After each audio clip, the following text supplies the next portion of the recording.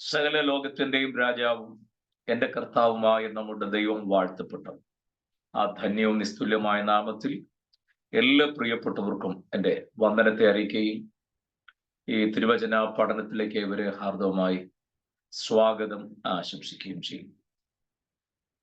യേശു ക്രിസ്തുവിന്റെ വരവിങ്കൽ എടുത്തുകൊള്ളപ്പെടുന്നവരുടെ യോഗ്യതകൾ എന്ന വിഷയം, അതിന്റെ ഒരുപാട് തലങ്ങളുണ്ടെങ്കിൽ അങ്ങോട്ടൊന്നും പോകാതെ ചുരുങ്ങിയ ചില ചിന്തകൾ മാത്രം നാം പഠിച്ചുകൊണ്ടിരിക്കുക.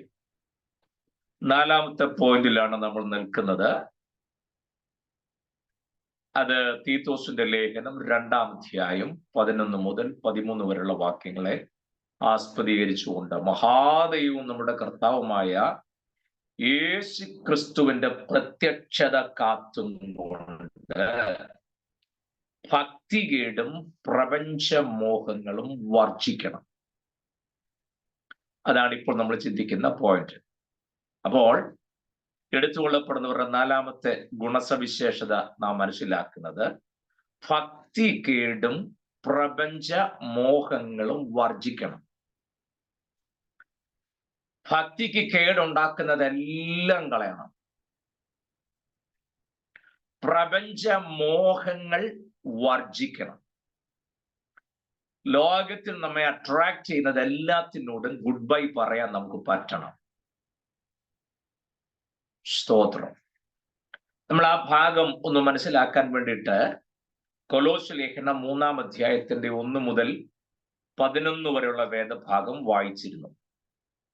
3-ാം അധ്യായത്തിന്റെ 1-2 വാക്യങ്ങൾ വായിക്കുമ്പോൾ, ആകയാൽ നിങ്ങൾ ക്രിസ്തുയേശുവിനൂടെ ഉയർത്തെഴുന്നേറ്റിരിക്കുന്നുവെങ്കിൽ ക്രിസ്തു ദൈവത്തിന്റെ വലത്തുഭാഗത്തിരിക്കുന്നിടമായ ഉയരത്തിലുള്ളത് തന്നെ ചിന്തിപ്പീൻ, ഭൂമിയിലുള്ളതല്ല ഉയരത്തിലുള്ളത് തന്നെ എന്ന് പറഞ്ഞിട്ട് അവിടെ പ്രധാനമായും പറഞ്ഞൊരു കാര്യമുണ്ട്. ഭൂമിയിലുള്ളതല്ല ഉയർത്തു തന്നെ ചിന്തിപ്പീൻ, നിങ്ങൾ മരിച്ചു, നിങ്ങളുടെ ജീവൻ ക്രിസ്തുവിനോട് ദൈവത്തിൽ മറഞ്ഞിരിക്കുന്നു. അടുത്ത വാക്ക്, നമ്മുടെ ജീവനായ ക്രിസ്തു വെളിപ്പെടുമ്പോൾ നിങ്ങളും അവനോടുകൂടെ തേജസ്സിൽ വെളിപ്പെടും.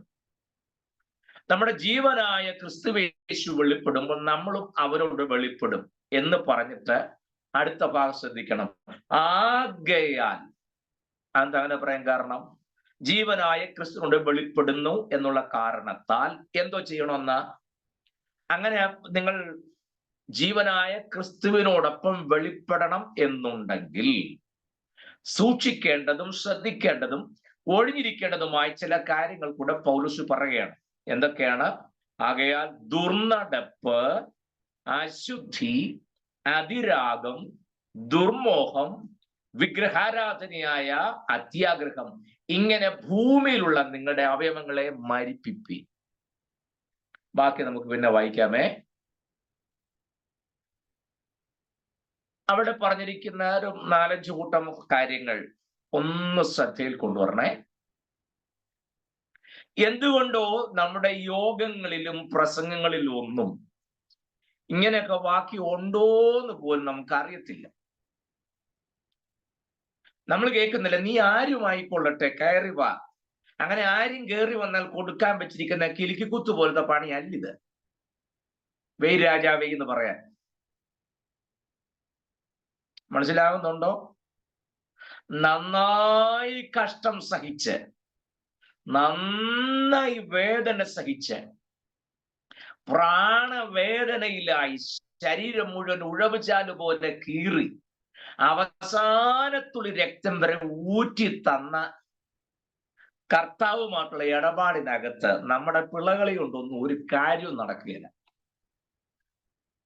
എങ്ങനെയാകാം എന്ന് ചിന്തിക്കേണ്ട. നന്നായി വേദന അനുഭവിച്ച് തന്നെയാ ദൈവസഭയ്ക്ക് ജന്മം കൊടുത്തത്. മനസ്സിലായിട്ടുണ്ടല്ലോ? അതുകൊണ്ട് ഈ പഴയ ചരക്കും വെച്ചുകൊണ്ടൊന്നും ഹോളിനകത്ത് ഇരുന്ന് തുള്ളുകയും ചാടുകയും അന്യഭാഷ പറയുകയും വേണമെങ്കിൽ ദൂതും പ്രവചനം ഒക്കെ പറയുകയൊക്കെ ചെയ്യാം. എന്നാ കുഴപ്പം? ഇരിക്കുന്നിരിപ്പം ഞാൻ നിങ്ങളോട് ദൂത് പറയാമല്ലോ, എത്ര കൃത്യമായിരിക്കും എന്നറിയോ? എനിക്കറിയാം അതിന്റെ സൈക്കോളജി. പക്ഷെ നമ്മൾ മനസ്സിലാക്കേണ്ട കാര്യം, നമ്മുടെ ചിന്തകളും ഭാവങ്ങളും പോലും ദൂരത്തുനിന്ന് ഗ്രഹിക്കുന്ന ഒരു കർത്താവിന്റെ മുമ്പിലാ നമ്മൾ ഈ ഡ്രാമ കളിക്കുന്നതെന്ന് ഓർത്തോണം. അത്രേ ഉള്ളൂ. മനസ്സിലായല്ലോ? തിരുമുമ്പാകെ മറഞ്ഞിരിക്കുന്നത് ഒന്നുമില്ല.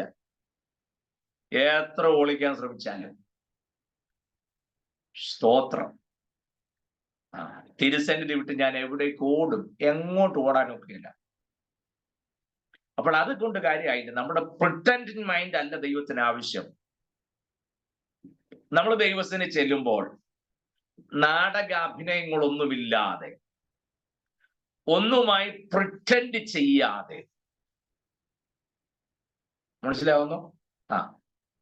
നടിക്കാതെ, ഭാവിക്കാതെ, ഉള്ളതുപോലെ ചെന്നിട്ട് എന്റെ അവസ്ഥ ഇതാന്ന് പറഞ്ഞാൽ നീ രക്ഷപ്പെട്ടു.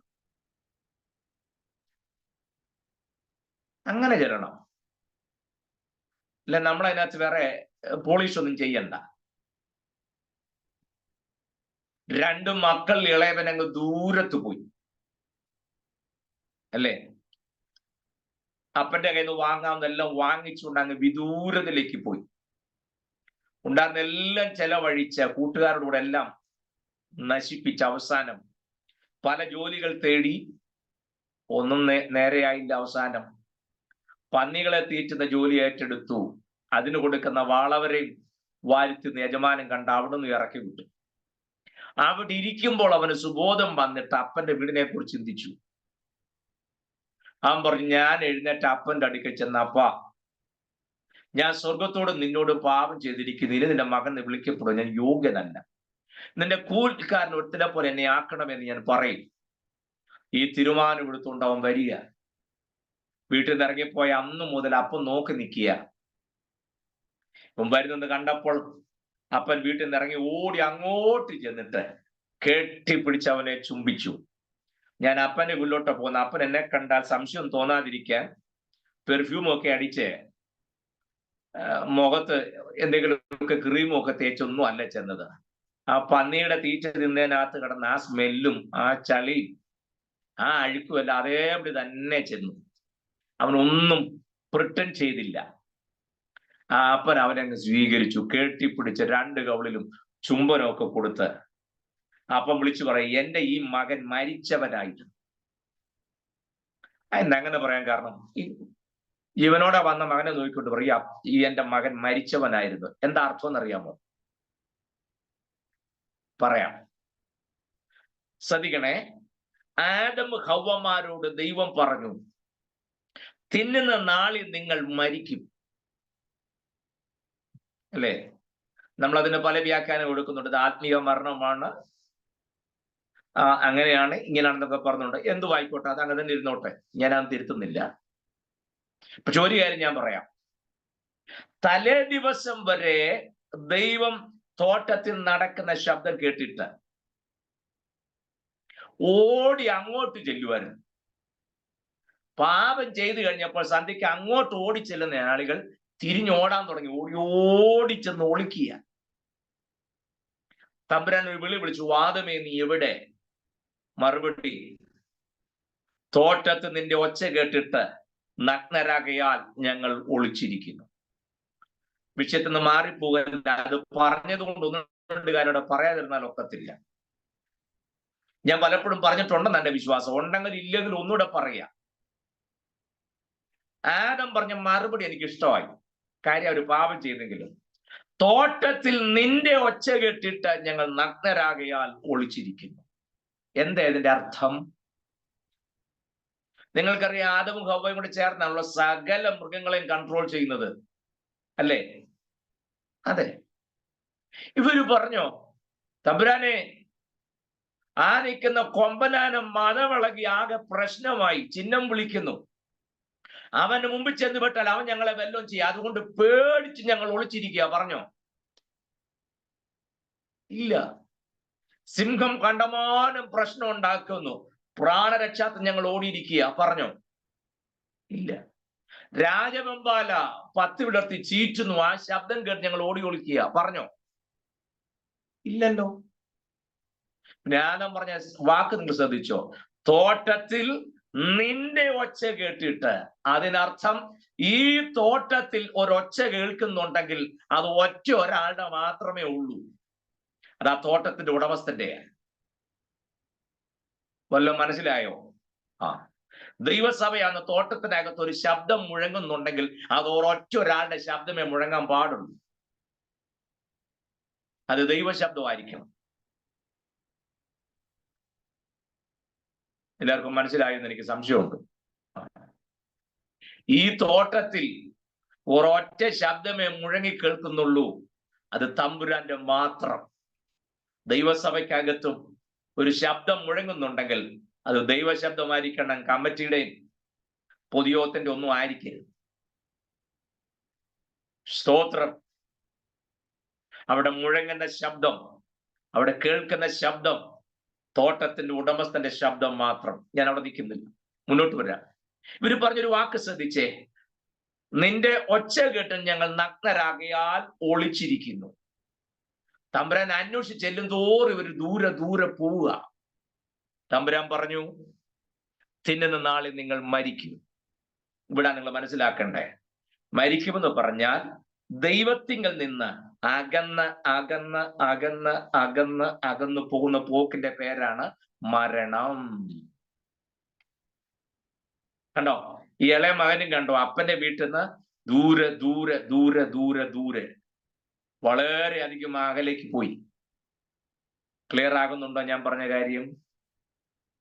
സ്തോത്രം. ഇതിന്റെ പേരാണ് ഡെത്ത്, മരണം. എന്റെ മകൻ മരിച്ചവനായിരുന്നു പറഞ്ഞു കഴിഞ്ഞാൽ അടക്കം കഴിഞ്ഞ നല്ല അതിന്റെ അർത്ഥം. അപ്പന്റെ വീട് വിട്ട് അകന്നകന്ന് പോകുന്ന പ്രോസസ്സിന്റെ പേരാണത്. കണ്ടോ, പിതാവായ ദൈവത്തിന്റെ സന്നിധിയിൽ എപ്പോഴും ഓടി ഓടി ചെന്നവർ ആ സന്നിധിയിൽ നിന്ന് അകന്ന് അകന്ന് അകന്ന് പോകാൻ തുടങ്ങി. ആ മെഷർമെന്റ് വെച്ച് നമ്മുടെ സ്പിരിച്വൽ ലൈഫ് ഒന്ന് മെഷർ ചെയ്ത് നോക്കിയേ.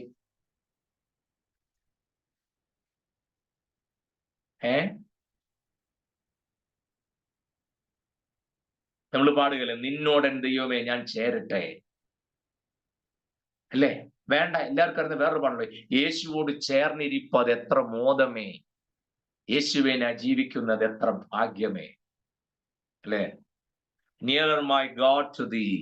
എത്രത്തോളം ദൈവത്തോട് അടുക്കാമോ, അതല്ലേ, എത്രത്തോളം ദൈവത്തോട് അടുത്ത് നിൽക്കുന്നു അത്രത്തോളം ജീവന്റെ അളവ് കൂടും. അകലും തോറും ജീവനിലേക്കല്ല, മരണത്തിൽ നിന്നും മരണത്തിലേക്ക്. ഞാൻ അങ്ങോട്ട് പോകുന്നില്ല, മടങ്ങി വരാം. സ്തോത്രം. ഉള്ളതുപോലെ ചെന്നാൽ അപ്പൻ സ്വീകരിക്കുന്ന ഞാൻ ഈ പറഞ്ഞേ. നമ്മൾ ഡ്രാമ ഒന്നും കളിക്കാതെ എന്തെങ്കിലുമൊക്കെ ഭാവിച്ച്, ഈ നമ്മുടെ എല്ലാ ഇടയിലുണ്ടല്ലോ ഇപ്പം, അല്ലേ, നമ്മൾ ഏതാണ്ടൊക്കെ ആണെന്ന് വരുത്തി തീർക്കാനുള്ള ഒരു ശ്രമം നിങ്ങൾ ശ്രദ്ധിച്ചിട്ടുണ്ടോ? ഏതൊരു ശുശ്രൂഷയിലും ഈവൻ ഈ സങ്കടം തോന്നുന്ന കാര്യം പറയാം, ഒരു മരണ വീട്ടിൽ പോലും പറയുമ്പം പറഞ്ഞു കേട്ടിട്ടുണ്ടോ? പ്രിയ വാത്സല്യ അപ്പച്ചനോടുള്ള ദുഃഖവും പ്രത്യാശയും എന്റെയും എൻ്റെ കുടുംബത്തിന്റെയും ഞാൻ ഉൾപ്പെടെ നിൽക്കുന്ന സെന്ററിന്റെയും സോണലിന്റെയും ഏരിയയുടെയും പേര് എന്ന് പറഞ്ഞാൽ ഞാൻ ഇതിനകത്തെല്ലാം ഞാനും കൂടെ ഉണ്ട്. ഞാൻ ഇതിന്റെ ആളാണ്, ആൾക്കാരെ കേൾപ്പിക്കാനായിട്ടാണ്. പിന്നെ പോയ അപ്പച്ചൻ ഏരിയയും സോണലും കണ്ടച്ചല്ലേ പോയെ, അല്ലേ? പോട്ടെ, ടോപ്പിക്ക് വേറെയാണ്, ഞാൻ അങ്ങോട്ട് പോണില്ല. നമ്മൾ ഏതാണ്ട് ആണെന്ന് വരുത്തി തീർക്കണ്ട, ഉള്ളതുപോലെ ചെന്നാ മതി. ഞാൻ പറഞ്ഞത്, ജീവനായ ക്രിസ്തുവേശുവിടെ വെളിപ്പെടണമെന്നുണ്ടെങ്കിൽ ഈ പറഞ്ഞ കാര്യങ്ങളൊക്കെ ഒഴിവാക്കണം. ഏതൊക്കെ? നമ്പർ 1, ദുർനടപ്പ്. ഇംഗ്ലീഷിൽ കൊടുത്തിരിക്കുന്ന കുറച്ചുകൂടെ നല്ല രസമുണ്ട് കേൾക്കാൻ, കേട്ടോ, അല്ലേ? Therefore put to death your members which are on the earth. ഏതൊക്കെയാണ്? fornication, uncleanness, passion, evil desire, and covetousness, which is adultery. കണ്ടോ? സ്തോത്രം. ശ്രദ്ധിക്കണം, എന്തൊക്കെ ഒഴിവാക്കണം. നമ്പർ 1, ഫോർണിക്കേഷൻ, ദുർനടപ്പ്. എല്ലാ രീതിയിലും ദുർനടപ്പുള്ളവൻ ജീവനായ ക്രിസ്തുവിനോട് വെളിപ്പെടുകയെന്ന് ഞാനല്ല, പുസ്തകം പറയും. എന്ന് പറഞ്ഞാൽ എന്താ? വിവാഹേതര ബന്ധങ്ങൾ. മനസ്സിലാകുന്നുണ്ടോ? സ്തോത്രം. ഞാൻ അത് പിള്ളേരൊന്നും ഇല്ലാത്തതുകൊണ്ട് ഞാൻ അല്പം ഓപ്പൺ ആക്കി പറയാം, തെറ്റിദ്ധരിക്കുകയും ചെയ്യരുത്. ദൈവം സ്ഥാപിച്ച് ഏറ്റവും പവിത്രവും പരിശുദ്ധമായ ഒരു സ്ഥാപനമാണ് കുടുംബം. ആ കുടുംബ ബന്ധത്തിൽ, ഭാര്യ ഭർത്താവ് ബന്ധത്തിന് പുറത്തുള്ള യാതൊരു ഇടപാടും ദൈവം അനുവദിക്കുന്നില്ല. മനസ്സിലാകുന്നുണ്ടോ? ആ, ജഡാഭിലാഷ, ലസ്റ്റ് ഓഫ് ദ ഫ്ലഷ്. ഞാൻ മുമ്പ് നിങ്ങളൊരു ചോദ്യം ചോദിച്ചു, ആരും എനിക്ക് ഉത്തരം തന്നില്ല. ഇപ്പൊ നിങ്ങൾക്ക് ഉത്തരം കിട്ടും. വിശുദ്ധ തിരുവഴുത്തിൽ ഇസ്രായേലിനെ രാവും പകലും വെല്ലുവിളിക്കുന്ന ഒരു മല്ലൻ ഉണ്ടായിരുന്നു, പേര് ഗോലിയാത്ത്. ഇസ്രായേലിലെ സർവ്വ സൈന്യം തലകുത്തി മറിഞ്ഞിട്ടും അവന് ഒന്നും ചെയ്യാൻ പറ്റിയില്ല. പക്ഷെ ആ മല്ലനെ ദാവീദ് ഇറങ്ങിച്ചെന്ന് ഒറ്റയേറ് അവനെ കൊന്നു, ജയമെടുത്തു. ആ രാജ്യത്തിന് മുഴുവൻ ജയം. എല്ലാവരെക്കാൾ ഉയരം കൂടിയ മല്ലനായ ഗോലിയാത്തിനെ കൊന്ന, ദാവീദിനെ കൊന്ന വേറൊരു മല്ലനുണ്ടെന്ന് ഞാൻ പറഞ്ഞു. അവന്റെ പേരും പറയണമെന്ന് പറഞ്ഞു, ആരും പേര് പറഞ്ഞില്ല. ഇപ്പൊ ഞാൻ പറയാം. മല്ലന്റെ പേരാണ് ജഡം. മനസ്സിലാകുന്നുണ്ടോ? നിങ്ങൾ അതിനകത്ത് പേര് തപ്പി ഊപ്പാട് തീരുകയല്ലാതെ പേര് കണ്ടുപിടിക്കാനൊക്കെയല്ല. കാരണം ദാവീദിനെ കൊന്ന മല്ലന്റെ പേരാണ് ജഡം. കണ്ടോ? സ്തോത്രം. അതെന്താ പറയാം. ദാവീദിനെ കൊന്ന മല്ലന്റെ പേരാണ് ജഡം. ദിവസങ്ങളായി ഇസ്രായേലിനെ വെല്ലുവിളിച്ചുകൊണ്ട് നിന്ന ഗോലിയാത്തിനെ നിമിഷ നേരം കൊണ്ട് തകർത്തവൻ എന്തേ ഒരു നിമിഷം കൊണ്ട് തലകീഴായി മറിഞ്ഞു പോയത്? ഞാനൊരു കാര്യം തീർത്തു പറയാം. മല്ലനായ ഗോലിയാത്തിനെ ജയിക്കുന്നതിനേക്കാൾ വിജയം ജഡത്തെ ജയിക്കുന്നതാണ്. ജയിക്കുന്നതാണെന്നല്ല, ജയിക്കണം. അല്ല പറ്റുകയല്ല. സ്തോത്രം. പുറപ്പാട് പുസ്തകം, ലേവ്യ പുസ്തകം ഒന്ന് പഠിച്ചു നോക്കണം, അപ്പൊ കാര്യം അറിയാം. സ്തോത്രം. ഞാനും നിങ്ങളും രാജകീയ പുരോഹിത വർഗമല്ലേ? അതെ. ലേവ്യ പുസ്തകം 6-ാം അധ്യായം, 8-ാം അധ്യായം, 16-ാം അധ്യായം ഒക്കെ വായിച്ചു നോക്കണം. എടുക്കണ്ട, ഞാൻ പറയാം. പിന്നെ വായിച്ചാൽ മതി. ഞാൻ മുമ്പ് നിങ്ങളെ കൊണ്ട് ഓർപ്പിച്ചായിരുന്നു കോൺസിക്രേഷൻ ഓഫ് ദ പ്രീസ്റ്റ്. ഓർക്കുന്നുണ്ടോ? പുരോഹിത പ്രതിഷ്ഠ. എങ്ങനെയാണ് ഒരാൾ ഉപദേശിയാകുന്നത്, പുരോഹിതനാകുന്നത്, ശുശ്രൂഷനാന്ന് പറഞ്ഞിട്ടുണ്ട്. ശുശ്രൂഷനാണെന്ന് ചോദിച്ചു കഴിഞ്ഞാൽ രക്ഷിക്കപ്പെട്ടു. എങ്ങനെ? ചെല്ലി കൈപൊക്കി രക്ഷിക്കപ്പെടും, ചെല്ലി ടിക്ക് ചെയ്ത് രക്ഷിക്കപ്പെടും. അങ്ങനെയൊക്കെ ഉണ്ട്. ടിക്ക് ചെയ്താൽ രക്ഷിക്കപ്പെടും. നിങ്ങൾ രക്ഷിക്കപ്പെടാൻ ആഗ്രഹിക്കുന്നോ? ടിക്ക് അത് നമ്മൾ കൊടുത്താൽ അവിടെ ഇനി എങ്ങനെയാലും കൊള്ളാൻ രക്ഷിക്കപ്പെട്ടു. സ്തോത്രം. സ്നാനം ഉണ്ടെന്ന് അറിഞ്ഞ് ഇറങ്ങുകയും ചെയ്തു, സംഗതി ഓക്കെ. പിറ്റേ ദിവസം ഒരു പുള്ളി ശുശ്രൂഷയില്ല. നിങ്ങൾക്കൊരു വിചാരം പുതുതായിട്ട് വരുന്ന ഉപദേശിമായിരുന്നു ഷാജി പാസ്റ്റർക്ക് ഇഷ്ടമല്ല. അങ്ങനല്ല ഞാൻ പറഞ്ഞു, ആ അർത്ഥത്തിലല്ല, തെറ്റിദ്ധരിക്കരുത്. അങ്ങനെ പെട്ടെന്ന് ഒരാൾ ശുശ്രൂഷ ആകുകയില്ല. അത്രേ ഉള്ളൂ വിഷയം. ആ പുരോഹിത പ്രതിഷ്ഠ 8-ാം അധ്യായം 6-ാം അധ്യായം വായിക്കുന്നതിന് പിടികിട്ടും. ഒരാളെ എങ്ങനെയാണ് കരപൂരണം ചെയ്ത് ശുശ്രൂഷയ്ക്ക് വേർതിരിക്കുന്ന അവിടെ എഴുതിയിട്ടുണ്ട്. മുമ്പ് ഞാൻ പറഞ്ഞിട്ടുള്ള, ഞാൻ ഇനിയും പറയും, ഒരു 10 പ്രാവശ്യം കൂടെ പറയും. ഇത് പറയാൻ പിന്നെ വേറെ എന്തോ പറയണ്ടേ? സ്തോത്രം. ഇതാ പറയണ്ടേ. കരപൂരണം ചെയ്താണ് ഒരാളെ ശുശ്രൂഷയ്ക്ക് വേർതിരിക്കുന്നത്. എങ്ങനെ പറയാം? കൃപയാലാണ് നമുക്ക് ഈ ശുശ്രൂഷയൊക്കെ കിട്ടിയത്. നമ്മൾ ആരും യോഗ്യരല്ലായിരുന്നു, പക്ഷെ കർത്താവ് നമ്മെ യോഗ്യരെന്നെണ്ണി. He counted us as worthy. അങ്ങനെ നമ്മളെ ശുശ്രൂഷയ്ക്ക് യോഗ്യരാക്കുന്ന. നമുക്ക് യോഗ്യത ഉണ്ടായിട്ടല്ല, യോഗ്യരെന്ന് അവൻ അങ്ങ് എണ്ണി, അത്രേ ഉള്ളൂ. സ്തോത്രം. എന്നിട്ട് ഈ ലേവ്യ ഗോത്രത്തിൽപ്പെട്ട അഹരോന്യ കുടുംബത്തിലുള്ളവർക്കല്ലേ ഈ പൗരോഹിത്യ ശുശ്രൂഷ? അതെ, അഹരോന്യ കുടുംബത്തിലുള്ള തലമുറകളാണ് പൗരോഹിത്യ ശുശ്രൂഷയിൽ. അതിൽ തന്നെ 3 കൂട്ടർ പ്രത്യേകമുണ്ട്: മെരാരിയർ, ഗെർശോന്യർ, കെഹാത്യർ. അവർ 3 പേരും ഡ്യൂട്ടി വേറെയാ. പോട്ടെ, ഞാൻ അങ്ങോട്ട് പോകുന്നില്ല. അവരെ ശുശ്രൂഷയ്ക്ക് വേർതിരിക്കുന്ന രംഗം നിങ്ങൾ അറിയണം. പൗരോഹിത്യ ശുശ്രൂഷയ്ക്ക് വേണ്ടി വേർതിരിക്കുന്ന വ്യക്തികളെ കൊണ്ട് നിരനിരയായി നിർത്തിയതിനു ശേഷം മഹാപുരോഹിതൻ ആട്ടുകൊറ്റനെ അറുത്ത് അതിന്റെ രക്തം ഒരു പാത്രത്തിൽ എടുക്കും. എന്നിട്ട് ആ രക്തം കൊണ്ടുവന്നിട്ട് പൗരോഹിത്യ ശുശ്രൂഷയ്ക്ക് വേർതിരിക്കപ്പെടുന്ന ആളുകളുടെ വലത് കാതിന്മേൽ ഈ രക്തം അടയാളം, വലത് കൈയുടെ പെരുവിരന്മേൽ രക്തം അടയാളം ഇടും, വലത് കാലിന്റെ പെരുവിരന്മേലും രക്തം അടയാളം ഇടും. കണ്ടോ, 3 ഏരിയയിലാണ് ഈ ബ്ലഡ് അപ്ലൈ ചെയ്യുന്നത്. വലത് കാതിന്മേൽ, വലത് കൈയുടെ പെരുവിരന്മേൽ, വലത് കാലിന്റെ പെരുവിരന്മേൽ ഈ രക്തം അടയാളം ഇടും. ശ്രദ്ധിക്കണം. ക്രിസ്തുയേശുവിന്റെ വെളിപ്പെടണം എന്നുണ്ടെങ്കിലുള്ള വഴിമരുന്ന് ഞാൻ ഈ പറയുന്നത്. അത് നമ്മൾ തുള്ളിക്കൊണ്ട് പഠിച്ചാൽ ഒക്കത്തില്ല, മര്യാദയ്ക്ക് സാവധാനം പഠിച്ചാലേ ഒക്കുള്ളൂ. നമുക്ക് ഹോളി വന്ന് പറയാനൊക്കല്ലോ, പറയാൻ നോക്കുമ്പോഴത്തേന് എല്ലാം കൂടെ കൈ അടിച്ച് ആത്മാവിലങ്ങ് പോകും, കേൾക്കാൻ നിൽക്കുകയല്ലോ. അതിനാ ഞാൻ ഈ ക്ലാസ്സിൽ ഇതൊക്കെ പറയുന്നത്.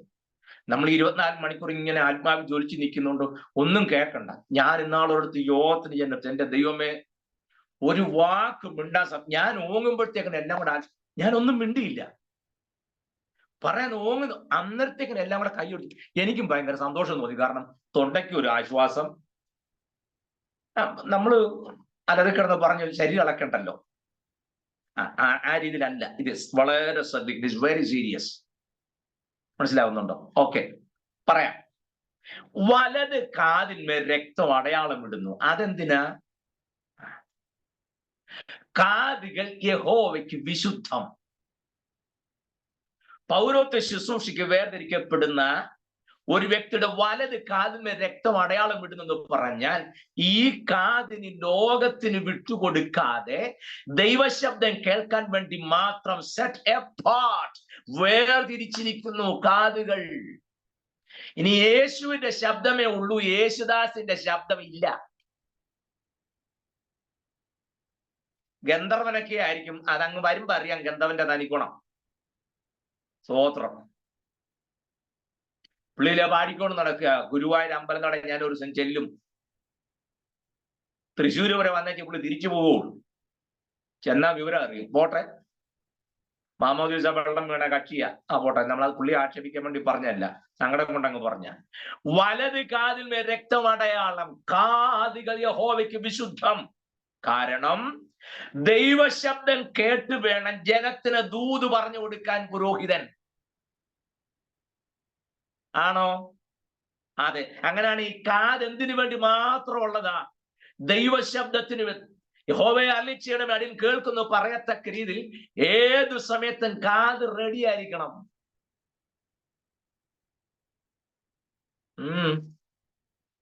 സഭായം കഴിഞ്ഞ് പോകുമ്പോ കുഞ്ഞമ്മാനെ അറിഞ്ഞാലോ ചോദിക്കുമ്പം എന്തുവാ മോളെയും ചോദിച്ചോണ്ട് തിരിഞ്ഞ് നിക്കല്ലേ. ഞാൻ അറിഞ്ഞായിരുന്നു അമ്മാമ എങ്ങ് പോയാട്ടെന്ന് പറഞ്ഞാൽ മതി. മനസ്സിലാവുന്നുണ്ടോ?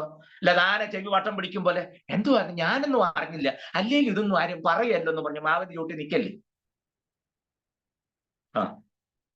ഏത് മാവാന്ന് നിങ്ങൾക്ക് അറിയാമല്ലോ. അറിയാവുന്നവർക്ക് അറിയാം, അത് മതി. സ്തോത്രം. മനസ്സിലായല്ലോ? കാതുകൾ യഹോവയ്ക്ക് വിശുദ്ധം. ലോകത്തിന്റെ ഒന്നും കേൾക്കാൻ നിന്റെ കർണപുടത്തിനകത്ത്, കോക്ലിയക്കകത്ത് ഒരു പ്രകമ്പനം ഉണ്ടാകുന്നുണ്ടെങ്കിൽ ദൈവശബ്ദത്തിന് വേണ്ടി മാത്രം. കാതുകൾ യഹോവയ്ക്ക് വിശുദ്ധം. മനസ്സിലാകുന്നുണ്ടോ? ഞാൻ ഓർക്കുന്നു, എന്റെ ചെറുപ്പത്തിൽ ഞങ്ങളുടെ വീടിനടുത്തൊക്കെ ക്രിസ്ത്യൻസ് മാത്രമല്ല ഹിന്ദുക്കളും ഒക്കെ ഉണ്ട്. അപ്പൊ അവർ ഈ ശബരിമലയ്ക്ക് പോകുന്ന സമയമൊക്കെ ആകുമ്പോൾ വീടുകളിൽ ഭജനം നടത്തും. അപ്പൊ സന്ധ്യക്ക് അവിടെ ഈ കൂട്ടും പാട്ടും ബേളും കേൾക്കുമ്പോൾ വാതക്കലെങ്ങാനും പോയി നിൽക്കുകയാണെങ്കിൽ അപ്പച്ചൻ നേരെ വഴക്ക് പറയും. എന്താ കേൾക്കാൻ നിൽക്കുകയാണെന്ന് ചോദിക്കും. കേറിപ്പോടാ അകത്ത്. അതെന്താ? അത് നമുക്ക് കേൾക്കാൻ കൊള്ളുന്നല്ല, കേറിപ്പോൻ പറയും. വല്ലോ മനസ്സിലായോ? അന്ന് അപ്പച്ചന്മാർ അങ്ങനായിരുന്നു. കാതുകൾ ദൈവശബ്ദം കേൾക്കാനുള്ളതാ. ഈ കോക്കാമ്പീച്ചി കേൾക്കാനായിട്ട് നിന്റെ കാത് വിട്ടുകൊടുക്കരുന്ന അപ്പച്ചന്മാർ ഈ പറഞ്ഞതിന്റെ അർത്ഥം. ഞാൻ ചില സ്റ്റാൻഡേർഡ് അങ്ങ് കുറച്ച് പറയുകയാണേ. ഇല്ല, ക്ലാസ്സിനകത്ത് കോക്കാമ്പീച്ചെന്നൊന്നും പറയരുതെന്ന് എനിക്കറിയാം. സ്തോത്രം. ഞാൻ നിങ്ങളുടെ മുഖം ഒന്ന് കാണാനാണ് നിർത്തിയേ. കുഴപ്പമില്ല, ദൈവം അനുഗ്രഹിക്കട്ടെ. അപ്പൊ കാതുകൾ യഹോവയ്ക്ക് വിശുദ്ധം. ഇതിനകത്ത് പല ഡിപ്പാർട്ട്മെന്റ് ജോലി ചെയ്യുന്ന ആളുകളുണ്ടല്ലോ. ഈ മെഡിക്കൽ ഫീൽഡിൽ വർക്ക് ചെയ്യുന്നവർക്ക് അറിയാം, ഈ ചെവിക്ക് വേദന വന്നാലും കണ്ണിന് എന്തെങ്കിലും അസുഖം ഉണ്ടായാലും നമുക്ക് ഒഴിക്കാൻ ഒരു തുള്ളിമരുന്ന് തരും അല്ലേ? നിങ്ങൾ ആ തുള്ളിമരുന്ന് തന്നിരിക്കുന്ന ആ പാക്കറ്റിന്റെ പുറത്തൊന്ന് നോക്കണേ. ആ പാക്കറ്റിന്റെ രണ്ട് പടം, ചെവിയുടെ പടം കാണും, കണ്ണിന്റെയും പടം കാണും. അതെന്താ? രണ്ടിനും ഒരേ മരുന്ന് ഒഴിക്കുന്നത്. വായ്, ഇത് രണ്ടും റിലേറ്റഡാ. അത് തന്നെ കാര്യം. വല്ലതും മനസ്സിലായോ? പറയാം. കാതുകൾ യഹോവയ്ക്ക് വിശുദ്ധമായിരിക്കുന്നു പറഞ്ഞ കാത് മാത്രമല്ല, കണ്ണും രക്തത്താൽ നിയന്ത്രിതം.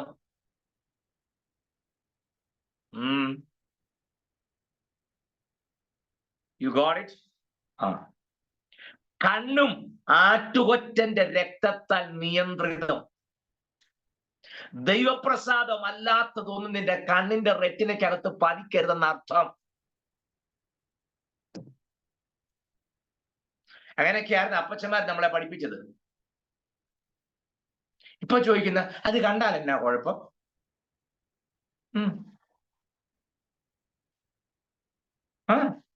അതൊന്ന് കണ്ടാൽ എന്നാ കുഴപ്പം? കാണുന്നല്ലേ ഉള്ളൂ. അപ്പൊ നമ്മുടെ ഇടയിലും അങ്ങനെയാണ്. സിനിമ കാണുന്നതിന് കുഴപ്പമൊന്നുമില്ല. തിയേറ്ററിൽ പോയി കാണരുന്നുള്ളൂ, വീട്ടിൽ നിന്ന് കാണാം, അതിന് കുഴപ്പമൊന്നുമില്ല. എൻ്റെ മനസ്സിലെ പല കാര്യങ്ങൾ ഓങ്ങി വരുന്നു. പക്ഷെ ഞാൻ ഈ ക്ലാസ് ഇരിക്കുന്ന ആൾക്കാരെ കുറിച്ചുള്ള ഒരു ധാരണ മനസ്സിൽ വരുന്നതുകൊണ്ട് അതെല്ലാം രക്തത്തിൽ ആശ്രയിച്ച് ഞാൻ അങ്ങ് പിടിച്ചു നിർത്തുക. സ്വോത്രം. അല്ലെങ്കിൽ നാളെ പറയും തുടക്കത്തിൽ പുള്ളി അല്പം സ്റ്റാൻഡേർഡ് ഒക്കെ ആയിരുന്നു, ഇപ്പൊ പുള്ളി വെറും തറയായെന്ന് നിങ്ങൾ ഈ ക്ലാസ് വരുമ്പോൾ പറയുമെന്നുള്ള പേടിയുള്ളത് കൊണ്ട് ഞാൻ അങ്ങ് വിട്ടേക്കുക. അല്ലെങ്കിൽ എനിക്ക് അവിടെയൊക്കെ രണ്ടു കാര്യം പറഞ്ഞാൽ കൊള്ളാമെന്നുണ്ട്. പോട്ടെ. കണ്ണുകൾ യഹോവയ്ക്ക് വിശുദ്ധം. കാരണം നിന്റെ ന്യായപ്രമാണത്തിൽ അത്ഭുതങ്ങളെ കാണുവാൻ എന്റെ കണ്ണുകളെ തുറക്കണമേ, അതിനുള്ളതാ ഇത്. സ്വോത്രം. ഇപ്പൊ ഉപദേശിമാരുൾപ്പെടെ പുസ്തകം വായിക്കുന്ന ആരുണ്ട്? വായിക്കും. പിന്നെയും വായിച്ച ഈ പ്രസംഗത്തിന് വേണ്ടിയിട്ടും ദൂതൊരുക്കാൻ വേണ്ടിയിട്ടും അല്ലാതെ കണ്ട് ഒരു സിസ്റ്റമാറ്റിക്കൽ റീഡിങ് നമുക്കുണ്ടോ? പലപ്പോഴും നിങ്ങൾ പുസ്തകം വായിക്കാത്തവരാണെന്ന് അർത്ഥത്തിലല്ലേ ഞാൻ പറഞ്ഞു. അങ്ങനെ തെറ്റിദ്ധരിക്കരുത്. വാചകത്തോട് താല്പര്യമില്ലാത്തവരാണെങ്കിൽ നിങ്ങൾ ഈ ക്ലാസ്സിൽ വന്നിരിക്കൂ? ഇല്ലല്ലോ. ഞാൻ മൊത്തത്തിൽ ഒരു നേച്ചർ പറഞ്ഞെന്നുള്ളേ ഉള്ളത്, തെറ്റിദ്ധരിക്കണ്ട. സ്വോത്രം. നമ്മുടെ കണ്ണ് അതിനുള്ളതാ, വേറെ ആരുടെയും കുറ്റം കണ്ടുപിടിക്കാനായിട്ടല്ല. അപ്പുറത്താരാണ്ട് വന്നേ ചുടനെ നോക്കുക. ആരാണോ ആരായ നിനക്കെന്നാ? ആരേലും വരുവോ പോവുകയോ ചെയ്യട്ടെ.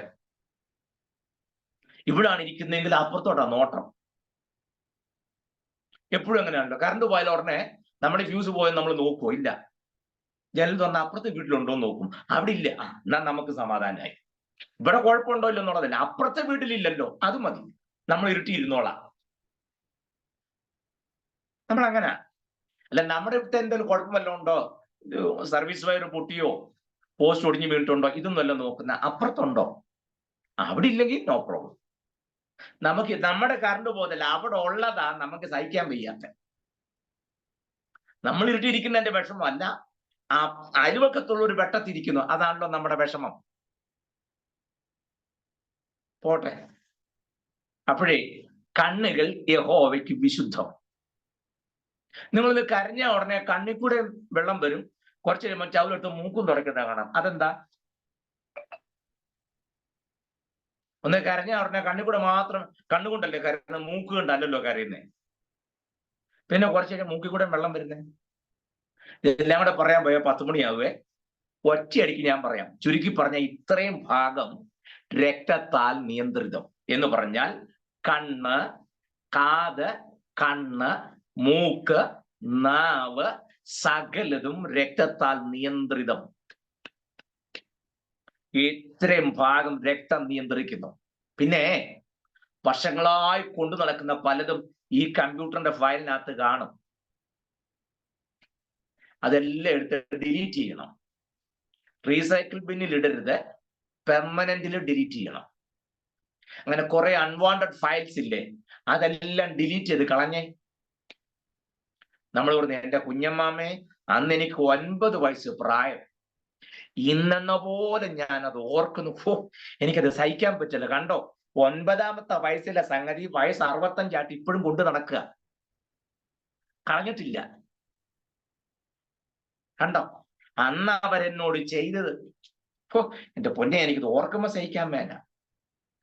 അത് ഞാൻ മറക്കത്തില്ല. മറക്കണ്ട, ചുവന്നുകൊണ്ട് നടന്നു. കളയെന്ന് അതെല്ലാം എടുത്ത് കളഞ്ഞിട്ട് അങ്ങോട്ടെല്ലാം വചനം കയറ്റി നിറച്ച്, ആവശ്യമില്ലാത്ത ഫയലെടുത്ത് ദൂരക്കള. അവിടെ എല്ലാം വചനം കയറ്റി നിറയ്ക്കണം. എന്തൊരു സുഖമാണെന്നറിയാമോ? അപ്പോഴേ കാതും കണ്ണും മൂക്കും നാവും ചിന്തിക്കുന്നതും നോക്കുന്നതും മണക്കുന്നതും രുചിക്കുന്നതും സംസാരിക്കുന്നതും എല്ലാം രക്തത്താൽ നിയന്ത്രിതമായിരിക്കണം. പറ്റുമോ? പറ്റണം. ചുമ്മാതൊന്നും ഒരു പുരോഹിതൻ രംഗത്ത് വരികയല്ല. ഇങ്ങനെ എഗ്രിമെന്റിൽ നിൽക്കുന്ന ഒരാളോട് ആ ദൈവം ഇടപെടുന്നേ. അല്ല, ചാടിക്കയറി വന്നേച്ചോട്ടെ കഴിഞ്ഞ രാത്രി കാലം ദൈവം ഇടപെടാൻ തൊക്കൊണ്ട് മാറ്റി ഇടയാ തീരുവാൻ തൊക്കൊണ്ട് സാധിച്ചു എന്ന് പറയുന്ന രീതി അല്ലേ. തക്കവണ്ണം പൊക്കവണ്ണം ക്യൂബിക്കടിയും സബ്ജക്റ്റും പ്രെഡിക്കേറ്റും ഇല്ലാത്ത സംസാരം നമ്മൾ മാത്രമല്ലേ പറയുള്ളൂ. ഒരു സെന്റൻസ് പൂർണ്ണമായിട്ട് പറയാൻ നമ്മളെ കൊണ്ട് പറ്റുമോ? ഇല്ല. ശ്രദ്ധിച്ചോ, സബ്ജക്റ്റും പ്രെഡിക്കേറ്റും മൊത്തം പറയത്തില്ല. നമ്മുടെ രീതിയാണ്. പോട്ടെ, ഞാൻ നമ്മുടെ കാര്യം തന്നെ പറഞ്ഞു, ആരും വിമർശിക്കാൻ വേണ്ടി പറഞ്ഞതല്ല. അപ്പോഴേ പുരോഹിത ശുശ്രൂഷയ്ക്ക് സകലവും രക്തത്താൽ നിയന്ത്രിതം ആ ബോധ്യം വേണം. വലത് കൈയുടെ പെരുവിരന്മേൽ രക്തം അടയാളം. ഈ കൈ ചലിക്കുമ്പോൾ ഓർത്തോണം. അത് എഴുതുകയാണെങ്കിലും ടൈപ്പ് ചെയ്യുകയാണെങ്കിലും എന്ത് ചെയ്യുകയാണെങ്കിലും ഏത് പ്രവർത്തിക്ക് തുനിയുമ്പോഴും ഓർത്തോണം, എന്റെ കരങ്ങളുടെ മേൽ കുഞ്ഞാടിന്റെ രക്തം അടയാളം ഇട്ടിരിക്കുന്നു. ആട്ടുകൊറ്റന്റെ രക്തത്തിന് പ്രസാദമില്ലാത്തതൊന്നും ചെയ്യാൻ, എഴുതാൻ, ടൈപ്പ് ചെയ്യാൻ കരങ്ങൾ വിട്ടുകൊടുക്കരുത്. പറ്റുമോ? പറ്റണം. ഈ എൻ കൈകളെ സമർപ്പിക്കുന്നേ, സേവയ്ക്കായി എൻ ജീവനെയും, കാൽകളോടട്ടെ നിൻ പാത ചേരട്ടെ ചിന്തയും തിരുരാജ്യ സേവയ്ക്കായി. കണ്ടോ, ഈ എൻ കൈകളെ സമർപ്പിക്കുന്നേ, സേവയ്ക്കായി എൻ ജീവനെയും. പോരാ, കാൽകളോടട്ടെ നിൻ പാത ചേരട്ടെ ചിന്തയും തിരുരാജ്യ സേവയ്ക്കായി. എനിക്കല്ല ഞാൻ ക്രിസ്തുവിനത്രേ, അവനായിത സമർപ്പിക്കുന്നേ. അവൻ നടത്തിപ്പും കാവൽ കൊണ്ടോരോ നിമിഷവും നടത്തുന്നെ വഴിയേ. ഒരു ദൈവത്തിന്റെ ട്രാവലിംഗ് ഇങ്ങനെ, സ്പിരിച്വൽ ജേണി ഓഫ് ഫെയ്ത്ത് ഇങ്ങനെ പോകുന്നത്. കണ്ടോ, വലത് കൈയുടെ പെരുവിരന്മേൽ രക്തം അടയാളം. ഞാനൊരു കാര്യം തീർത്തു പറയാം. ശ്രദ്ധിക്കുന്നുണ്ടെന്ന് അറിയാൻ വേണ്ടി ഞാൻ നിർത്തിയത്. നമ്മുടെ പ്രാണപ്രിയന്റെ മരണ അടക്ക പുനരുത്ഥാനത്തെയും കഷ്ടമരണത്തെയും ഓർപ്പിക്കുന്ന അപ്പവീഞ്ഞുകൾ നമ്മുടെ മുൻപിലൂടെ വരുമ്പോൾ ദൈവകൃപയിൽ ആശ്രയിച്ച് പ്രാഗൽഭത്തോടെ നമ്മുടെ മുമ്പിൽ വന്ന പാത്രത്തിലിരിക്കുന്ന അപ്പം ഈ കൈവിരൽ കൊണ്ട് നുള്ളിയെടുത്തിട്ട് അതേ കൈവിരൽ കൊണ്ട്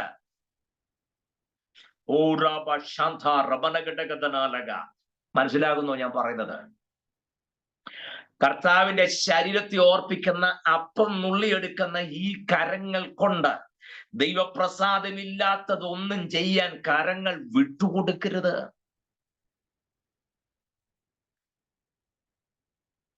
പുരോഹിതന്റെ ഒരു കൈയിൽ ആട്ടുകൊറ്റന്റെ രക്തവും മറുകൈയിൽ ധൂപകലശവുമായിട്ട് ശുശ്രൂഷയ്ക്ക് വേണ്ടി നിൽക്കുന്നത്.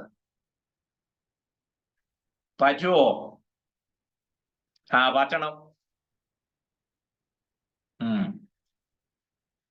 സ്തോത്രം. ചുമ്മാതൊന്നും ജീവനായ ക്രിസ്തുവിടെ വെളിപ്പെടുന്നു പറഞ്ഞ ചുമ്മാന്നും പറഞ്ഞാൽ കാര്യം നടക്കുകയില്ല. പ്രമാണത്തിനകത്ത് നിൽക്കാത്തിടത്തോളം കാലം നമ്മുടെ പുറംപൂച്ച് കൊണ്ട് ഒരു രക്ഷയില്ല. സ്തോത്രം. നിങ്ങൾക്ക് അങ്ങ് ഇഷ്ടപ്പെടാഴിക പോലെ തോന്നും പലരുടെ മുഖം കണ്ടിട്ട്. ഇങ്ങനൊന്നും വേണ്ടതല്ലേ, എങ്ങനെയാ കാഹളം തുരിക്കും പെട്ടെന്ന് അങ്ങ് പോകുന്നെന്ന് പറഞ്ഞാൽ മതിയായിരുന്നു. ശാലം കഴിഞ്ഞേ പോകുന്നുള്ളൂ ഇത് കേട്ടിട്ട്. സ്തോത്രം. വലത് കാലിന്റെ പെരുവിരന്മേൽ രക്തമടയാളം. കാലെങ്ങോട്ട് ചലിച്ചാലും ഓർമ്മിപ്പിക്കുക, രക്തപ്രസാദം ഇല്ലാത്ത ഒരിടത്ത് നിന്റെ കാല് നിൽക്കരുത്, നടക്കരുത്, പോകരുത്. നിന്റെ ഓരോ ചുവടും ചുമ്മാതല്ല, എന്റെ നടപ്പ് നിന്റെ ചുവടുകളിൽ തന്നെയായിരുന്നു. എന്റെ മുമ്പാകെ നിഷ്കളങ്കനായി നടക്കാം. ഒറ്റ വാക്കി പറഞ്ഞാൽ ശിരസ് മുതൽ നഖം, കാലിലെ നഖം വരെയുള്ള മുഴുവൻ ഏറിയായും ആട്ടുകൊറ്റന്റെ രക്തത്താൽ നിയന്ത്രിതം. അവനെയാണ് പുരോഹിത ശുശ്രൂഷയ്ക്ക് വേർതിരിക്കുന്നത്. ഈ പുരോഹിതൻ ആണ്ടിൽ ഒരിക്കൽ മാത്രമേ അതിവിശുദ്ധത്തിൽ പ്രവേശിക്കൂ. അത് 7-ാം മാസം 10-ാം തീയതി, ദി ഡേ ഓഫ് അറ്റോൺമെന്റ്, മഹാപാപപരിഹാര ദിവസം. ഒരു കാര്യം പറയാനായിട്ടാ, ഞാൻ മഹാപാപ ദിവസം പറയാനായിട്ടല്ല, അന്ന് പിറ്റേ ദിവസം മഹാപുരോഹിതൻ അതിവിശുദ്ധം വരെ ചെല്ലുന്ന ദിവസമായതുകൊണ്ട് തലേ ദിവസം രാത്രി മഹാപുരോഹിതന് ഉറങ്ങാൻ മറ്റു പുരോഹിതന്മാർ സമ്മതിക്കുകയല്ല.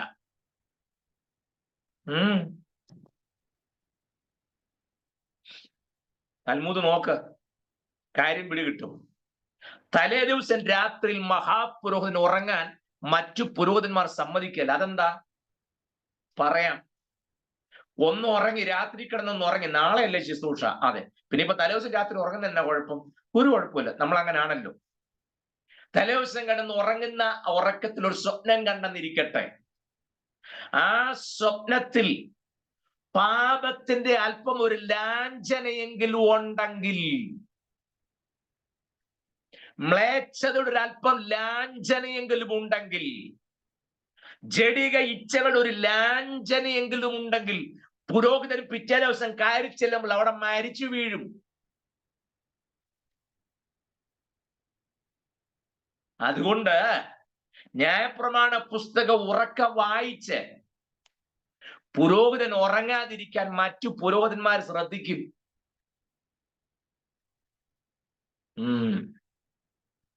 ഞാൻ കഴിഞ്ഞ ക്ലാസ്സിൽ പറഞ്ഞു ഓർക്കുന്നുണ്ടോ? ശരീരം കൊണ്ട് ചെയ്യുന്ന പാപത്തെക്കാൾ മനോമുഖരം കൊണ്ട് ചെയ്യുന്ന പാപം എത്ര തീവ്രമാണെന്ന്. ഉറക്കത്തിലെങ്കിലും പാപത്തിന്റെ ലാഞ്ചന വന്നാൽ അതിന്റെ കോൺസിക്വൻസ് ഭീകരമാണെന്ന് അറിയാവുന്ന മഹാപുരോഹിതൻ ഉറങ്ങാതിരിക്കുക രാത്രിയിൽ. നമ്മളാണെങ്കിൽ നാളെയല്ലേ ശുശ്രൂഷ, എപ്പോ പോണം? 10 മണിയാകുമ്പോൾ വീട്ടിൽ നിന്ന് ഇറങ്ങണം. അപ്പൊ പിന്നെ സുഖമായിട്ട് ഉറങ്ങാം. നന്നായിട്ട് ഉറങ്ങി ഒരു 7:30 ആകുമ്പോൾ ചാടി എഴുന്നേറ്റ് എല്ലാം കൂടെ വാരി കുത്തിക്കൊണ്ട് ഇല്ലേ, അന്നേരം 7 ആയപ്പോൾ എഴുന്നേറ്റു. അന്നേരം ആ ഷർട്ട് തേക്കുന്ന കാര്യം, കുപ്പായം തേക്കുന്ന കാര്യമൊക്കെ ചിന്തിക്കുന്നു. നമ്മൾ കൊടുക്കുന്ന ഇമ്പോർട്ടൻസ് അങ്ങനെ. എല്ലാവരും അങ്ങനെ ആണെന്നല്ലേ, നമ്മൾ തെറ്റിദ്ധരിക്കരുതേ. ഈ പുരോഹിതന്റെ ജീവിതത്തിലെ ശ്രേഷ്ഠത നോക്കാൻ വേണ്ടി ഞാൻ പറഞ്ഞതേ ഉള്ളൂ. എല്ലാം മനസ്സിലായോ? സ്തോത്രം. വർജിക്കാതെ ഒരു രക്ഷയില്ല. അത് പറയാനായിട്ടാ. ഭക്തികേടും പ്രപഞ്ചമോഹങ്ങളും വർജിക്കണം. ഭക്തിക്ക് കേടുണ്ടാക്കുന്നതൊന്നും, ഞാൻ അങ്ങോട്ട് വന്നോളാം, കൊലോസിലെ എന്ന് പറഞ്ഞിട്ട് ആയിക്കോട്ടെ ഓർത്താ. അപ്പൊ ദുർനടപ്പ് പറ്റുകയില്ല.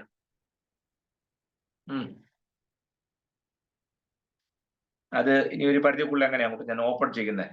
നിങ്ങൾക്ക് കാര്യം മനസ്സിലായല്ലോ? അത് മതി. നമ്മൾ ഈ ഒത്തിരി ചില ഏരിയയിലേക്ക് കയറി പോണത് അത്ര ഒരു നല്ലതല്ലാത്തതുകൊണ്ട് ഞാൻ അങ്ങ് വിടുക. ദുർനടപ്പ് പറ്റുകയില്ല. നമ്മുടെ ചിന്ത ആരും അറിയുന്നില്ലെന്നല്ലേ. ഭൂമിയിൽ ഒരു കുഞ്ഞുങ്ങളും അറിഞ്ഞിട്ടില്ല. ശരിയായിരിക്കാം. പക്ഷെ അറിയേണ്ടവൻ അറിഞ്ഞു. മനസ്സിലായിരുന്നോ? ഹബക്കുക്കിന്റെ പ്രവചനം 2-ാം അധ്യായം 11-ാമത് വാക്യം പറയാണ്, ചുവരിൽ നിന്ന് കല്ല് നിലവിളിക്കുകയും മരപ്പണിന്ന് തുലാങ്ങൾ ഉത്തരം പറയുകയും ചെയ്യും. ശ്രദ്ധിച്ചേ, ചുവരിൽ നിന്ന് കല്ല് നിലവിളിക്കുന്നു. ഈ കല്ല് നിലവിളിക്കുന്ന മരപ്പണിന്ന് തുലാങ്ങൾ ഉത്തരം പറയുന്നു. ഒരു വാക്യം വായിപ്പിച്ചേക്കാം. ലൂക്കോസ് സുവിശേഷത്തിന്റെ 12-ാം അധ്യായം, ലൂക്കോസ് 12-ാം അധ്യായം 2-3 വാക്യം വായിച്ചേ. Luke chapter 12 verses 2 and 3.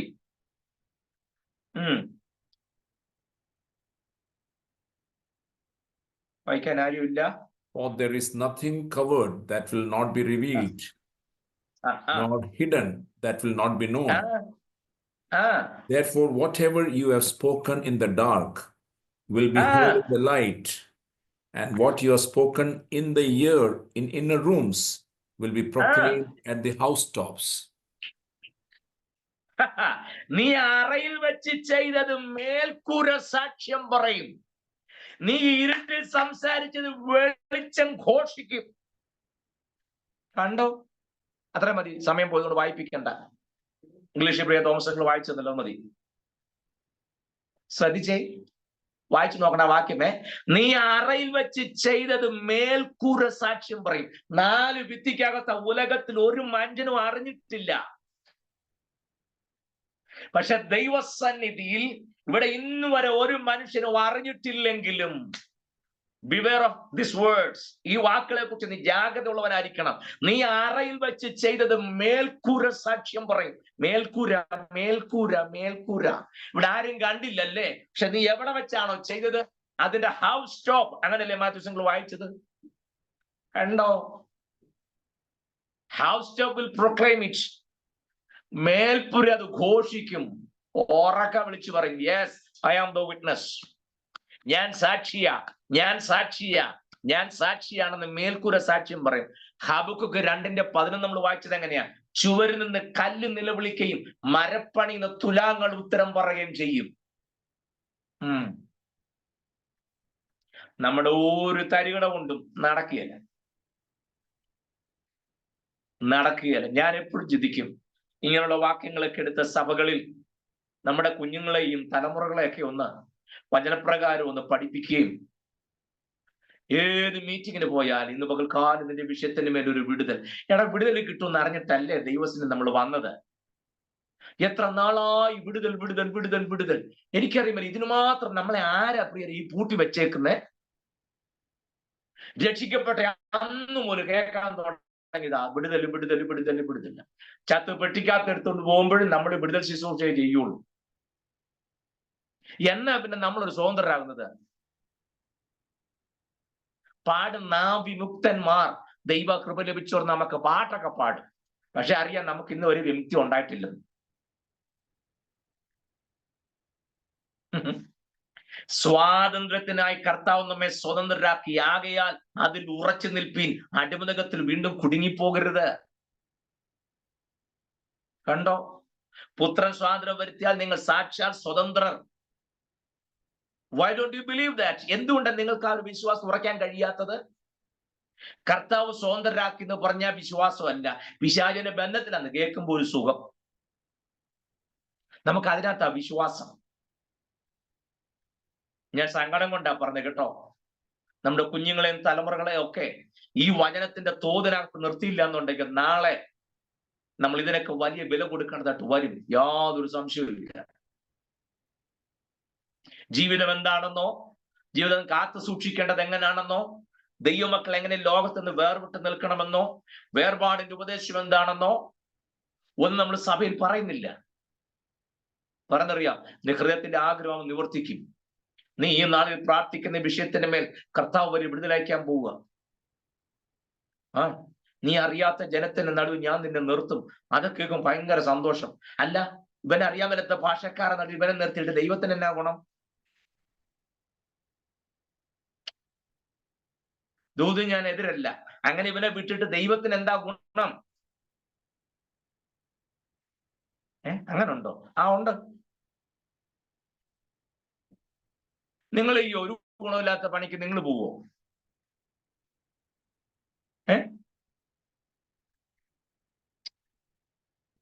നിങ്ങളുടെ കുഞ്ഞുങ്ങൾക്ക് വേണ്ടി ഒരു പ്രതീക്ഷയില്ലാതാണ് എല്ലാം ചെയ്തു കൊടുക്കുന്നത്? അല്ലല്ലോ. പരീക്ഷയിൽ മാർക്ക് കുറഞ്ഞാൽ നമ്മൾ പറഞ്ഞ എന്നാ? പറഞ്ഞ ഫീസ് എല്ലാം കൃത്യമായിട്ട് കൊടുത്ത് ആ ഫീസിന് വേണം, റെക്കോർഡിന് വേണം, പ്രിന്റ് എടുക്കാൻ വേണം, അതിന് വേണം, ഇതിന് വേണം എന്ന് പറഞ്ഞ് അവൻ ചോദിക്കുമ്പോൾ കാശ് പെറുക്കി കൊടുക്കുന്നതാ. എന്റെ പരീക്ഷയ്ക്ക് 18 മാർക്കും മേടിച്ചിട്ട് വന്നേക്കുന്നു. അപ്പനമ്മൻ തുള്ളുന്ന. ഞാൻ ചോദിക്കട്ടെ, നിങ്ങൾ കൊച്ചിന് വേണ്ടി ജീവൻ കൊടുത്തായിരുന്നോ? ഇല്ലല്ലോ. ഞാൻ ചോദിച്ചു കുറച്ച് ഫീസ് കൊടുത്തെന്നല്ലേ ഉള്ളൂ. ആ ഫീസ് കൊടുത്ത നിങ്ങൾ കൊടുത്ത ഫീസിനനുസരിച്ച് റിട്ടേൺ വന്നില്ല, നിങ്ങൾക്ക് കോപം ഉണ്ടാവുന്നുണ്ടെങ്കിൽ പ്രാണൻ തന്നവനോ? നമ്മൾ ഒരു എക്സ്പെക്ടേഷനും ഇല്ലല്ലേ? അങ്ങനെയാണോ ചിന്തിച്ചേക്കുന്നേ?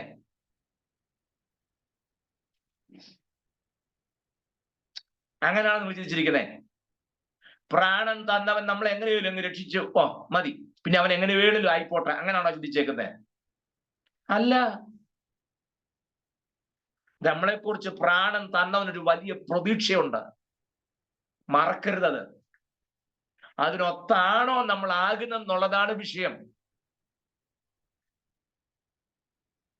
സ്തോത്രം. പോട്ടെ, ഞാൻ ഉത്തരം ഡിബേറ്റ് ചെയ്ത് പോയി ശരിയാകുകയല്ലോ. അപ്പോഴേ ദുർനടപ്പുണ്ടെങ്കിൽ മാറ്റിയേ പറ്റൂ. ദുർനടപ്പുകാരെ, അഹങ്കാരികളെ ദൈവം വിധിക്കും. അങ്ങനെ വാക്യം ഒഴിഞ്ഞു പോകാൻ യാതൊരു രക്ഷയില്ല. രണ്ടാമത്തെ ആരെ കുറിച്ചാണ് പറഞ്ഞത്? അശുദ്ധി.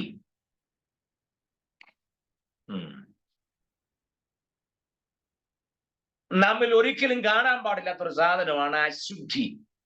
അതെന്താ? നമ്മൾ വിശുദ്ധരായതുകൊണ്ട്. അത് തന്നെ കാര്യം.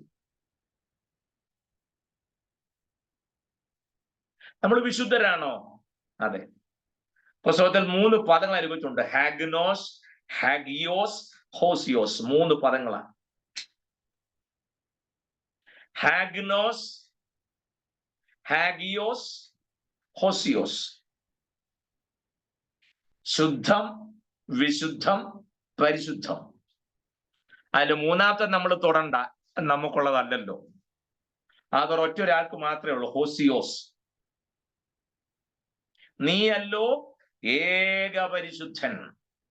വാഴ്ത്തപ്പെട്ട കർത്താവിന് മാത്രം ഉള്ളതാണ് അത്, ഹോസിയോസ്. പിന്നെ ഇവിടെ പല ആൾക്കാരുടെയും പേരിന്റെ അറ്റത്ത് ഹോസിയോസ് എന്നൊക്കെ വെച്ചിട്ടുണ്ട്, പക്ഷെ വെറുതെയാ. സ്തോത്രം. പല ആൾക്കാരുടെയും പേരിന്റെ അറ്റത്ത് നിങ്ങൾ അങ്ങനെ കേട്ടിട്ടുണ്ടാകും, വെറുതെയാ. പക്ഷെ പുസ്തകം പറഞ്ഞു നീയല്ലോ ഏക പരിശുദ്ധൻ. പിന്നെ അവർ ഏത് രൂപത്തിലാണെന്ന് എനിക്ക് അറിഞ്ഞുകൂടാ. അപ്പൊ നമ്മൾ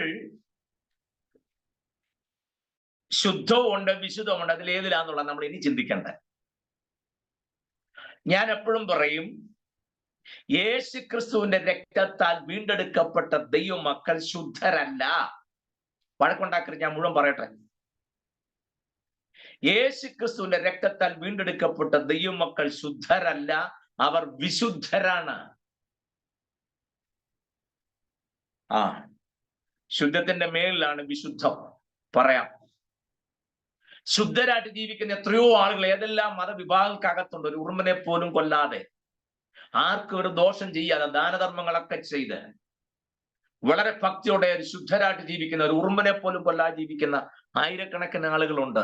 അവരൊക്കെ ശുദ്ധരായിരിക്കും, പക്ഷെ അവർ വിശുദ്ധരല്ല. നമ്മൾ കേവലം ശുദ്ധരല്ല, നമ്മൾ വിശുദ്ധരാ. അത് മനസ്സിലാക്കാൻ ഞാൻ സാധാരണ പറയുന്ന ഒരു ശൈലി ഉണ്ട്, അങ്ങോട്ട് തന്നെ കൂട്ടുക, അപ്പൊ പിടി കിട്ടും. ശുദ്ധത്തിന്റെ ഓപ്പോസിറ്റ് എന്താണ്? അശുദ്ധം. അത് പിടികിട്ടി. ഓക്കെ. അപ്പൊ വിശുദ്ധരാരാണെന്ന് മനസ്സിലാക്കാൻ വിശുദ്ധിയുടെ ഓപ്പോസിറ്റ് നിങ്ങൾ നോക്കിയാൽ മതി. എന്താണ് വിശുദ്ധിയുടെ ഓപ്പോസിറ്റ്? Any idea? ശുദ്ധത്തിന്റെ ഓപ്പോസിറ്റ് അശുദ്ധമാണെങ്കിൽ വിശുദ്ധത്തിന്റെ ഓപ്പോസിറ്റ് എന്താണ്? അവിശുദ്ധം അല്ലേ? അല്ല. യെഹെസ്കേൽ പ്രവചനം എടുത്തേ. 44 അധ്യായത്തിന്റെ 23 വാക്യം. യെഹെസ്കേൽ പ്രവചനം 44 അധ്യായം 23 വാക്യം.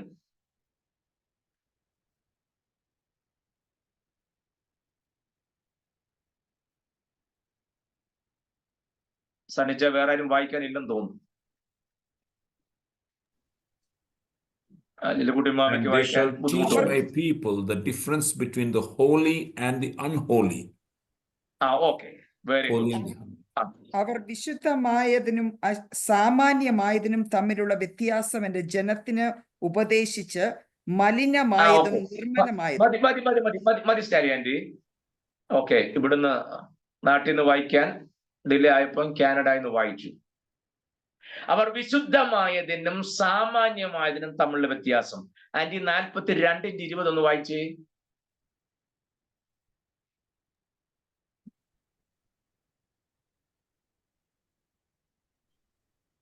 ഇങ്ങനെ അവൻ 4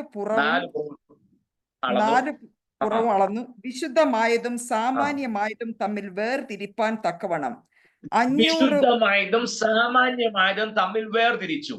ശമൂവേലിന്റെ 1-ാം പുസ്തകം 21-ാം അധ്യായത്തിന്റെ 4-ാമത് വാക്യം വായിച്ച്. ശമൂവേലിന്റെ 1-ാം പുസ്തകം 21-ാം അധ്യായത്തിന്റെ 4-ാമത് വാക്യം. അതിന് പുരോഹിതൻ ദാവീദിനോട്, വിശുദ്ധമായ അപ്പം അല്ലാതെ സാമാന്യമായത് കൈവശമില്ല. മതി, വിശുദ്ധമായ അപ്പമല്ലാതെ സാമാന്യമായത് കൈവശമില്ല. 3 വാക്യം കൊണ്ട് ഞാൻ തെളിയിച്ചു.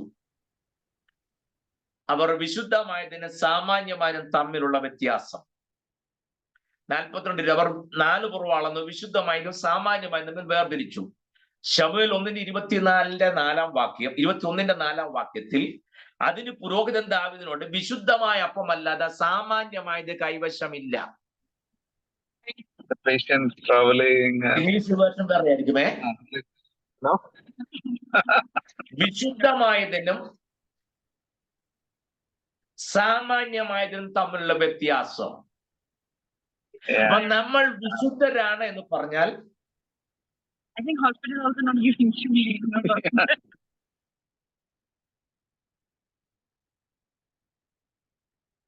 ഓക്കെ. അപ്പോൾ വിശുദ്ധമായതിനും സാമാന്യമായതിനും തമ്മിലുള്ള വ്യത്യാസം എന്ന് പറയുമ്പോൾ നാം വിശുദ്ധരാണെന്ന് പറഞ്ഞാൽ അതിന്റെ അർത്ഥം എന്താ? നമ്മൾ ആരല്ല? സാമാന്യരല്ല. You got it?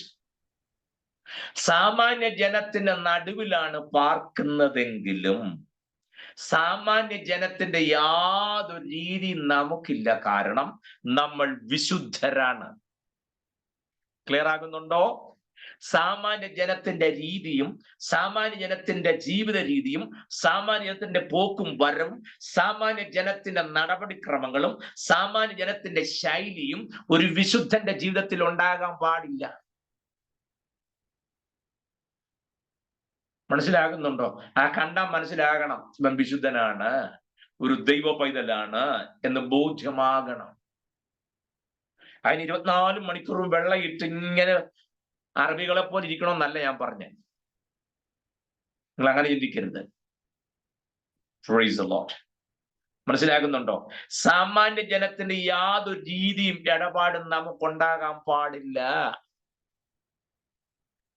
അതുണ്ടോ ഇല്ലയോ എന്നുള്ളത് അടുത്ത ആഴ്ച കഴിയുമ്പോ അറിയാം. ഇന്നിപ്പോ 12 ആയുള്ളൂ. ഒരു 5-8 ദിവസം കഴിയട്ടെ, ഉണ്ടോ ഇല്ലെന്ന് അപ്പൊ കാണാം. നിങ്ങൾക്ക് ഒരു ചിന്ത, ഞാൻ എന്നാ ഓങ്ങിയെന്ന് നിങ്ങൾക്ക് അറിയാമല്ലോ, പിന്നെ ഞാനായിട്ട് എന്തിനാ പറയുന്നത്? സാമാന്യ ജനത്തിന്റെ രീതികളെ കൊണ്ടോ ഇല്ലെന്നുള്ളത് ദൈവം ചില ഒരാഴ്ച കഴിയുമ്പോൾ നമുക്ക് തന്നെ ശോധന ചെയ്യാനുള്ളതേ ഉള്ളൂ. സ്തോത്രം. യേശുക്രിസ്തുവായിട്ട് യാതൊരു ബന്ധവുമില്ലാത്ത, പുലബന്ധം പോലും ഇല്ലാത്ത ഒരിടപാടിന്റെ പുറകെ നമ്മൾ പോവില്ലെന്ന് അപ്പോഴറിയാം. സ്തോത്രം. പോട്ടെ. അപ്പോഴേ ഈ ഇടപാടെല്ലാം അവസാനിപ്പിച്ചെങ്കിലേ കാര്യം നടക്കും. നമ്മൾ അതുകൊണ്ട് ആരല്ല? സാമാന്യ ജനമല്ല, വിശുദ്ധരാണ്. എന്ന് പറഞ്ഞാൽ സെറ്റ് എ പാർട്ട്, ഈ 3 വാക്യത്തെ നിങ്ങൾ ഒരു കാര്യം ശ്രദ്ധിച്ചിരുന്നോ? വിശുദ്ധം അല്ലെങ്കിൽ വിശുദ്ധൻ എന്ന് പറഞ്ഞാൽ ദൈവത്തിന് വേണ്ടി മാത്രമായി, ഒന്നുകൂടെ പറഞ്ഞാൽ ദൈവത്തിന്റെ പ്രത്യേക ഉദ്ദേശത്തിന് വേണ്ടി മാത്രമായി വേർതിരിച്ചു വെക്കുന്നതിനാണ് വിശുദ്ധം എന്ന് പറയുന്നത്. നമ്മൾ വിശുദ്ധരാണെന്ന് പറഞ്ഞാൽ ദൈവത്തിന് വേണ്ടി മാത്രമായി, ദൈവത്തിന്റെ ഉദ്ദേശത്തിന് വേണ്ടി മാത്രമായി, ദൈവനാമത്തിന്റെ മഹത്വത്തിന് വേണ്ടി മാത്രമായി ദൈവത്താൽ വേർതിരിക്കപ്പെട്ട ഒരു നിക്ഷേപമാണ് ഞാനും നിങ്ങളും. ദൈവത്തിന് വേണ്ടി വേർതിരിക്കപ്പെട്ടതാണെങ്കിൽ ലോകത്തിനുള്ളവരല്ല. കർത്താവ് പറഞ്ഞ വാക്കിന്റെ ഒക്കെ കാര്യം പിടികിട്ടുന്നുണ്ടോ? നിങ്ങൾ ലോകത്തിലുള്ളവരല്ല. Thou shalt not be conformed to this world. ഈ ലോകത്തോട് നിങ്ങൾ അനുരൂപരാകരുത്. ലോകത്തിന്റെ പോക്കും വരവും രീതികളും ദൈവത്തിൽ അഡോപ്റ്റ് ചെയ്യാൻ പാടില്ല. Why? He is set apart. അത് തന്നെ കാര്യം. അവൻ വേർതിരിക്കപ്പെട്ടവനാ. യാതൊരു അശുദ്ധിയും നമ്മൾ ഉണ്ടാകരുത്. 5 മേഖലയിലാണ് നമുക്ക് വിശുദ്ധി കാത്തു സൂക്ഷിക്കേണ്ടത്. നമ്പർ 1, ഹൃദയം വിശുദ്ധമായിരിക്കണം. നമ്പർ 2, ശരീരം വിശുദ്ധമായിരിക്കണം. നമ്പർ 3, നമ്മുടെ ഭക്ഷണം വിശുദ്ധമായിരിക്കണം. നമ്പർ 4, നമ്മുടെ വസ്ത്രം വിശുദ്ധമായിരിക്കണം. നമ്പർ 5, നമ്മുടെ സറൗണ്ടിങ്, ചുറ്റുപാട്, പരിസരം വിശുദ്ധമായിരിക്കണം. ഹൃദയം വിശുദ്ധമായിരിക്കണം, ശരീരം വിശുദ്ധമായിരിക്കണം, ഭക്ഷണം വിശുദ്ധമായിരിക്കണം, വസ്ത്രം വിശുദ്ധമായിരിക്കണം, നമ്മുടെ പരിസരം വിശുദ്ധമായിരിക്കണം.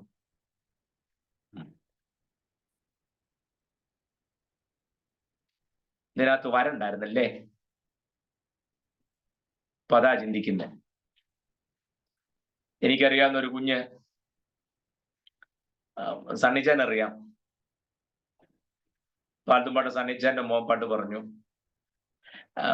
സണ്ണിച്ചാൻ ചെറുപ്പത്തിലെ കർത്താവിന്റെ വേലയ്ക്ക് ഇറങ്ങിയ ഒരു ദേവദാസനാണ്. അദ്ദേഹത്തിന്റെ മോൻ തീരെ ചെറുപ്പത്തിൽ പറഞ്ഞതാ. കാരണം പാഴ്സണലി ജനിച്ചു വളർന്നതല്ലേ. അപ്പൊ ഇന്ന് ഉപവാസവും പ്രാർത്ഥനയും കൂട്ടങ്ങളും സഭായം തുടങ്ങിയ പിള്ളേർ രാവിലെ സൺഡേ സ്കൂൾ കഴിഞ്ഞ് വീണ്ടും സഭായത്തിന് കയറിയിരിക്കുന്നു. 2 മണിയാലും യോഗം തീരുന്നില്ലല്ലോ. അതിന് അവൻ പറഞ്ഞ അമ്പലക്കാരായാ മതിയായിരുന്നു. അതെന്നാ ചോദിച്ചു പറഞ്ഞ അതിലെ ചെന്നിച്ചിലേക്ക് പോരാലോ, നിൽക്കണ്ടല്ലോ. ആ കുഞ്ഞിന്റെ മനസ്സിൽ തോന്നിയതാ, പള്ളിക്കാരാകണ്ടായിരുന്നു, അമ്പലക്കാരായാ മതിയായിരുന്നു. അവന് കാനഡയിലുണ്ട്. ഞാൻ എന്തിനാ ഇത് പറഞ്ഞെന്നറിയാമോ? ഇതിനകത്ത് വന്ന അബദ്ധം ചിന്തിക്കരുതേ. ഇങ്ങനെയൊക്കെ സൂക്ഷിച്ചും ശ്രദ്ധിച്ചു നിന്നാൽ കറ, ചുളുക്കം, വാട്ടം, മാലിന്യം ഒന്നുമില്ലാതെ, മനസ്സിലാകുന്നുണ്ടോ? അങ്ങനെ ഒരു കാന്തയെ ചേർക്കാനാണ് കഷ്ടം സഹിച്ച് വാഴ്ത്തപ്പെട്ട കർത്താവ് ഇതെല്ലാം ഒരുക്കിക്കൊണ്ടുവരുന്നത്. മനസ്സിലാകുന്നുണ്ടോ? നമുക്ക് പോകണ്ടേ? പോണം. ദൈവശബ്ദം കേൾക്കണ്ടേ? കേൾക്കണം. ജീവനായ ക്രിസ്തു വെളിപ്പെടുമ്പോൾ ആ കൂട്ടത്തിൽ നമ്മളും വെളിപ്പെടണ്ടേ? വേണമെന്നുണ്ടെങ്കിൽ ഈ പറമ്പിലൊക്കെ പോയാൽ മാത്രമേ പറ്റൂ. ഇതൊന്നും ഇല്ല എന്നുണ്ടെങ്കിലും ഇവിടെ വീട് കിട്ടും, കാറ് കിട്ടും, എസ്റ്റേറ്റ് കിട്ടും, പ്രൊമോഷൻ കിട്ടും, പ്രതീക്ഷിക്കാത്ത രാജ്യത്ത് പോകാം, അവിടുത്തെ ക്രൂസേഡിൽ പ്രസംഗിക്കാം, അവിടുത്തെ ഗസ്റ്റ് പാസ്റ്റർ ആകാം. ഇതെല്ലാം പറ്റും. ഞാൻ വെറുതെ പറഞ്ഞല്ല, ഇതെല്ലാം ചെയ്ത കക്ഷിയുടെ അടുക്ക വന്നപ്പോഴത്തേന് കർത്താവ് പറയാ, ഞാൻ നിങ്ങൾ ഒരു നാളും അറിയുന്നില്ലെന്ന്. അയ്യോ, നിന്റെ നാമത്തിൽ രോഗികളെ സൗഖ്യമാക്കി, ഭൂതങ്ങളെ പുറത്താക്കി, മുടന്തര നടക്കുമാറാക്കി, ഒരുപാട് വീര്യപ്രവർത്തികൾ.